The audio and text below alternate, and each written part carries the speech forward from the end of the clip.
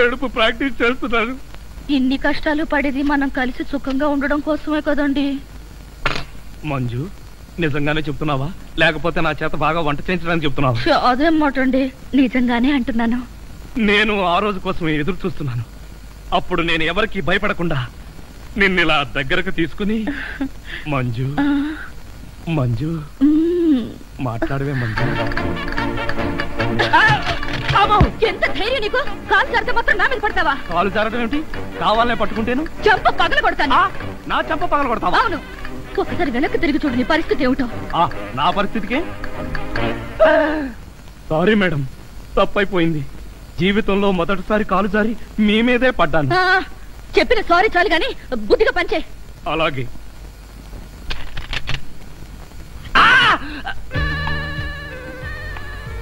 నీ గ్రాఫ్ ఏమిటో నాకు అర్థం కావడం లేదే. అర్థం కాకపోతేనే మంచిది. నువ్వు అన్ని విచిత్రంగా చేస్తావే.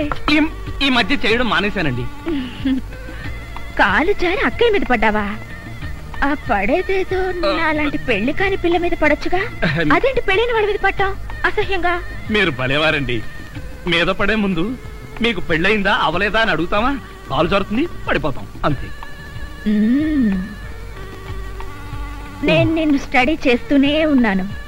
అయితే దొరికిపోయానా? దొరక్క ఎక్కడికి పోతా? అయినా కవ్వించే ఆడపిల్ల ఎదురుగా ఉంటే నీకెప్పుడు నోరూరు లేదా? ఆడపిల్లని చూస్తే నోరూరు లేదు కానీ అల్లపచ్చడి చూస్తే మాత్రం 4-5 సార్లు నోరూరింది. నీ ఊరగాయ రొమాన్స్ నువ్వు. అనుభవించితిరా బ్రతుకు సమరంలో ఓడిపోయితిరా. రాజా, ఏంటి ఫ్లోర్ కడుగుతున్నావా?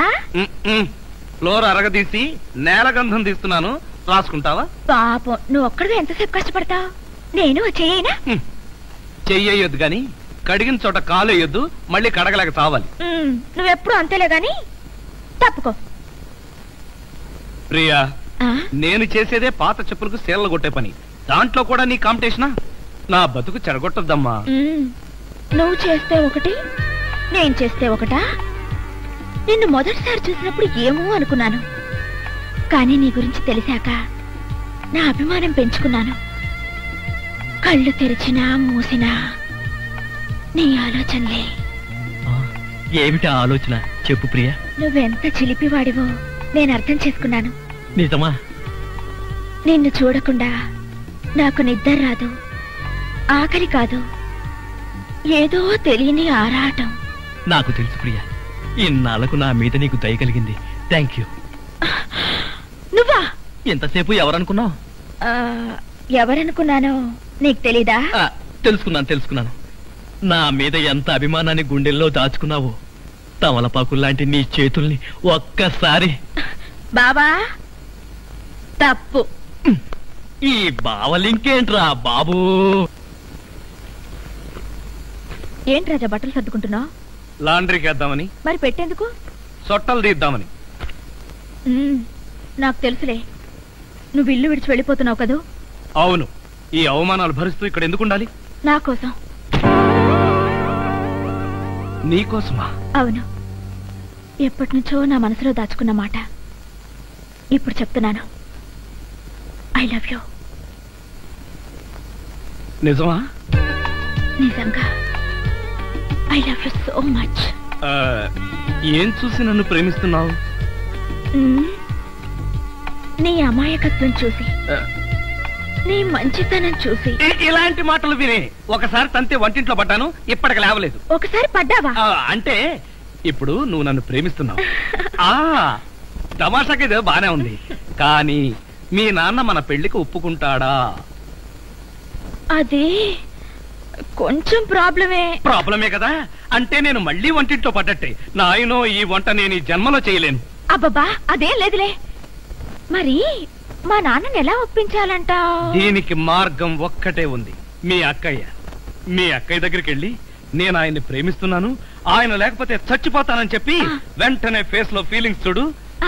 అప్పటికి మీ అక్కయ్య పెళ్లి చేసుకోమన్నదనుకో, నేను ఎంతమందినైనా ప్రేమిస్తాను, ఎన్ని పెళ్లిళ్ళైనా చేసుకుంటాను. ముందా పని మీద ఉండు, వెళ్ళు. అక్క, నీ కోపం రాదంటే ఒక ముఖ్యమైన విషయం చెప్తాను. కోపం ఎందుకే చెప్పు. నేను ఒక అతన్ని ప్రేమించాను. వెరీ గుడ్, మొత్తానికి ప్రేమలో పడ్డావన్నమాట. అవునక్క, అతను బాగా చదువుకున్నవాడే, కానీ పేదవాడక్క. ప్రేమకి ఫస్ట్ ఫ్లోర్ లాస్ట్ ఫ్లోర్ అన్న తేడాలుండవే. Correct decision చెప్పావక్క. కానీ మా పెళ్లికి నాన్న ఒప్పుకుంటాడో లేదో. డాడీ ఒప్పుకున్నా ఒప్పుకోకపోయినా నీ పెళ్లి నేను చేస్తాను. థ్యాంక్స్ అక్క, ఆ నమ్మకం నీ మీద నాకుంది. అందుకే వంటవాడిని కూడా చూడకుండా ప్రేమించేశాను. Very good. వంటవాడినా? అవునక్క, మనకి వంట చేసే రాజా. రాజానా? వీల్లేదు. అతని స్టేటస్ ఏమిటి, మన స్టేటస్ ఏమిటి? అదేంటక్క, ఇప్పుడే కదా ప్రేమకి ఫస్ట్ ఫ్లోర్ లాస్ట్ ఫ్లోర్ అనే తేడా లేదని చెప్పావు. అప్పుడు అలా అన్నాను, ఇప్పుడు ఇలా అంటున్నాను. కావాలంటే రోడ్డు మీద పోయి గురుకని ప్రేమించు, నైట్ వాచ్మన్ ప్రేమించు, అంతేగాని ఆ వంటవాడిని వదిలే. నేనెందుకు వదలాలి? ఎందుకు వదలవు? అది కాదు, సతీష్ ఎదురుగానే తిరుగుతున్నాడు, అతన్ని ప్రేమించొచ్చుకో. అక్క, సతీష్ నీ భర్త అక్క. అవును కదా, ఏమిటో ఈ మధ్యన ఒక్కటి గుర్తుండి చావడం లేదు. నా భర్త నేనా పంచుకుందాం గానీ ఆ వంటవాడిని చేసుకోవడం నేను ఒప్పుకోను. ఎవరు ఒప్పుకున్నా ఒప్పుకోకపోయినా మా పెళ్లి జరిగే తీరుతుంది. ఎలా జరుగుతుంది? కోర్టులో అటాక్ ఇచ్చానంటే? కోర్టు అటాకా? అదే, డాడీకి విషయం తెలిసి హార్ట్ అటాక్ వచ్చిందంటే ఎంత ప్రమాదం ఆలోచించావా? ఎవరికి హార్ట్ అటాక్ వచ్చినా అతనే నా ప్రియుడు, ప్రేమికుడు, నా కాబోయే భర్త. That's all. ఏం స్వామి, తమరికి రెండో పెళ్లి కావాల్సి వచ్చిందా? అవును. ఇంటి భోజనం కరువైనప్పుడు హోటల్ భోజనం తింటే తప్పేంటి?